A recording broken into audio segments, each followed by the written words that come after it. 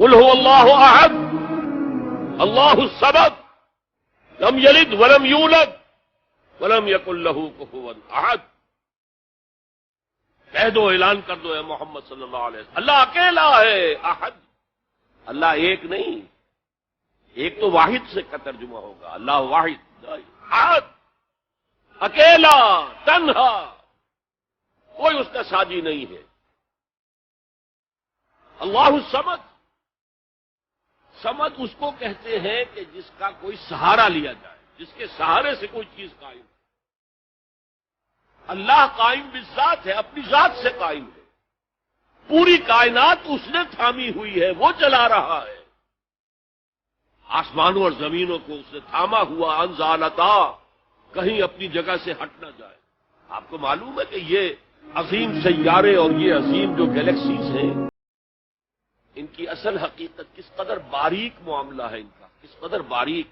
لو سانس بھی آہستہ کہ نازک ہے بہت کام، آفاق کی اس کارگہ شیشہ گری کا. ان کے درمیان جو فاصلے ہیں، ان کی باہمی کشش ہے. اس کو ایک کشش ادھر سے کھینچ رہی ہے، ایک کشش ادھر سے کھینچ رہی ہے، تو یہ اپنی جگہ پر قائم ہے. اگر ادھر کی کشش ذرا سی بڑھ جائے وہ کھینچ لے گی اور وہ ٹکرا جائیں گے اور کائنات درہم برہم ہو جائے. یہ تو توازن ہے. اسی کو کہا سورہ رحمان میں ووضع المیزان. لوگوں نے سمجھا میزان سے مراد یہ زمین کی جو میزان جس میں ہم تولتے نہیں، والسماء رفعها ووضع المیزان، یہ سما سے متعلق ہے. کاسمک بیلنس ہے جس کی وجہ پر یہ کائنات قائم. Cosmic balance. بہرحال اللہ ہی ہے جو قائم بالذات ہے اور باقی سب اس کے سہارے قائم.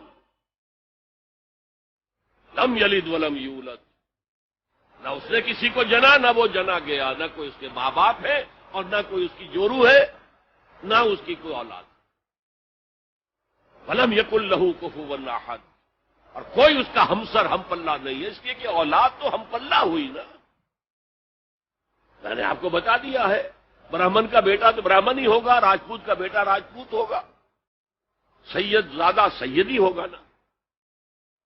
یہ اصل میں شرک فی الذات کی نفی پر یہ سورہ مبارک کا اتنی جامع ہے کہ اسے حضور صلی اللہ علیہ وسلم نے سلو سے قرآن، تہائی قرآن کے مساوی ہے.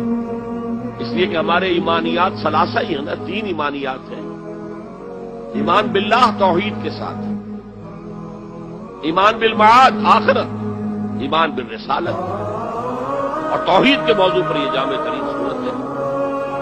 تو قرآن کا ایک تہائی ہو گئی.